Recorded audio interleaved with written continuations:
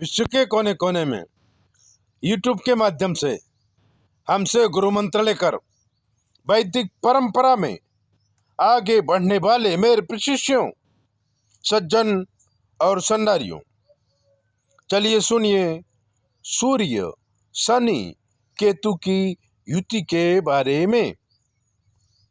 आत्मा का कारक सूर्य जब पुत्र शनि के साथ केतु के साथ बैठता है तब पिता पुत्र में काफी मतभेद हो जाते हैं।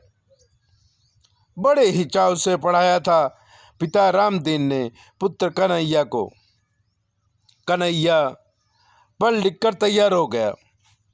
पिता ने सोचा अब मुझे शांति मिलेगी और अपने हिसाब से कन्हैया को सांसारिक बातों का ज्ञान देने लगा। तभी उसकी शादी की बात चली और रामदीन ने कन्हैया की शादी विधि नाम के लड़की से कर दिया। विधि भी संस्कारी थी, अच्छे घर की लड़की थी। घर में खुशी का माहौल था और परमात्मा की कृपा हुई तो शादी हो जाने के बाद भी रामदीन कन्हैया को समझाता रहता था। उसकी इच्छा थी कि मेरा बेटा कोई बहुत बड़ा ऑफिसर बने, लेकिन कन्हैया को पोस्ट ऑफिस में क्लर्क की नौकरी मिल गई, जिससे रामदीन को कोई खास खुशी नहीं हुई। लेकिन कन्हैया बहुत खुश था। बार बार पिताजी के टोकने से वो पिताजी से नफरत करने लगा था। शादी के बाद अपनी पत्नी को लेकर वो भाड़े के मकान में रहने चला गया। रामदीन को तकलीफ तो हुई, लेकिन अपने मन को समझाने के लिए वो अपनी पत्नी को कहते थे कि देखो, संसार का नियम है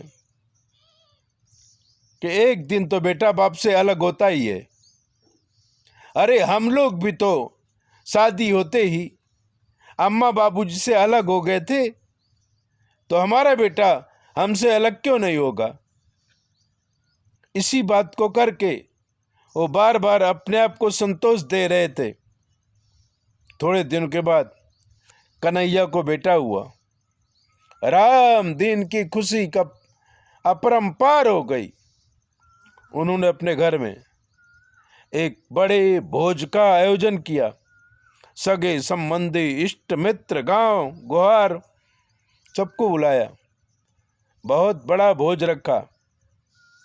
भोज में कन्हैया आया सही, लेकिन भोज पूरा होते ही वो अपने पिताजी को प्रणाम करके वापिस अपने घर चला गया। रुका नहीं, क्योंकि पिता और पुत्र में बोलने का भी व्यवहार नहीं था।